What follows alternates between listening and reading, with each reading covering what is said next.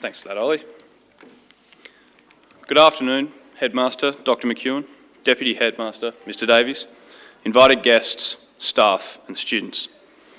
I would like to welcome you all to Term 3, and particularly to my Year 12 cohort, as this is our last full term of formal education. With that comes a lot of responsibility and stress regarding the road ahead with exams and life after school. Stress will be my focus for today, specifically how it can negatively affect the individual, potentially leading to anxiety and depression. I would like to preface my address by saying in no way do I mean to diminish the severity of female mental illness by excluding statistics regarding them, but my focus today will be on males, as the majority in attendance today are of that gender. As of 2015, suicide is the leading cause of death for men aged between 15 and 44. Such a statistic should be alarming to each and every one of us in this room, as we are young men right in the centre of that age bracket, with some of the best and hardest years ahead of us. I mentioned exams earlier, and for some of us, passing with the right grade can determine the direction in which our future is aimed. Add to that the stress from relationships, be they platonic, family or intimate, and a desire to perform well in your sport of choice, and potentially having to work atop of studying. All of these elements contribute to the stress we experience on a daily basis. In the modern day, we may not have to go walkabout, as the Aborigines did for up to 6 months in the wilderness to come back a man. Instead, we have to stay up all night Friday, writing that essay we put off so that we can go play footy the next day. Much of the stress we experience, we place upon ourselves. Stress not only manifests itself in forms of external pressure, but internal as well. Lack of sleep, inadequate nutrition, overtraining and lack of relaxation all take a toll on your nervous system. Unfortunately for us, all these factors are invisible and infrequently considered as a whole, and failure to observe one's stress levels can lead to anxiety and/or depression. For those of you who have been or are going through such afflictions will know it's hard for an individual who has not experienced them to comprehend the pain and numbness. It's not as simple as a broken arm, where you may place a plaster cast on it for 8 weeks and you're all healed. The mind is a complex organ, often not under our own control. I speak from experience regarding depression, having been diagnosed and hospitalised in it the latter part of 2016. I was extremely lucky to have a loving family who wanted the best for me and would do anything to obtain it. You may be wondering, what's this all meant to mean to you? Well, it is in fact extremely important, as 1 in 3 of us in our lifetime will experience some form of mental illness. Ideally, by the end of this talk, I will have equipped you with some rudimentary tools to help yourself or others you know traverse this challenging component of life we all experience.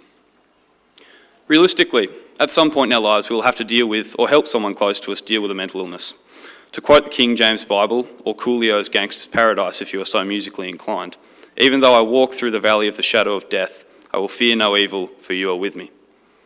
This is a perfect description of what it is to experience depression and to be lucky enough to have a close friend or family member in whom you can confide. This would be my first and foremost advice for anyone who is struggling. Having someone to speak to is an important part of recovery. Second to that would be to eat well and keep moving. At times during my depression, I found myself unable to leave my bed. Not that it was physically impossible, but I had no desire to, as I could not see the point. It would sometimes take my father to stand me up for me to instantly realise, oh, hey, I feel better now. This would occur several times a day, despite my prior knowledge as to the benefits of physical activity on both the body and mind. Regarding healthy eating, it doesn't take a rocket scientist to figure out bad food makes you feel bad. Yeah, that Big Mac tastes great at the time, but it's not going to do you any good in the long run, physically or mentally. My final piece of advice for a struggling individual would be to keep busy and to not stop doing what you love. Again, I will speak anecdotally of my depression, during which I became injured and unable to play rugby, which we later realised was the catalyst for my downfall. This led me to self-exile and a near hatred of what I once loved. This was a terrible mistake. Not only did I lose what made me happy, but lost touch with the people that did so too. Not all of us will experience anxiety or depression, but it will almost certainly we will encounter it during our life. Being able to identify and help a friend or family member in need can save their life. Firstly, never belittle their problems. Often people trying to help will say things like, "Oh, you've got it so good. You have this and that going for you. You go to a good school." Although kind-hearted in intent, this is often damaging to the individual, as they feel guilty for not being happy and not appreciating what they have. Remember, depression is situational, subjective, and potentially a chemical imbalance in the brain. Secondly, I would recommend you encourage them to speak to a professional or a family member, if not already. The more the better. On the topic of communication, beware it does not become a detriment to your own life, happiness. Depression is not contagious like the flu, but being around someone who is sure makes you feel that way. Keep yourself safe.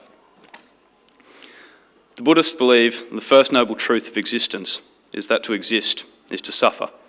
This may sound grim at first, but upon analysis is freeing. When you realise that your pain and suffering is simply a part of life's journey, it provides contrast so that happiness and love may feel all the better and be truly appreciated. The grass is always greener on the other side. There is always light at the end of the tunnel. And tomorrow may always be a better day. Thank you.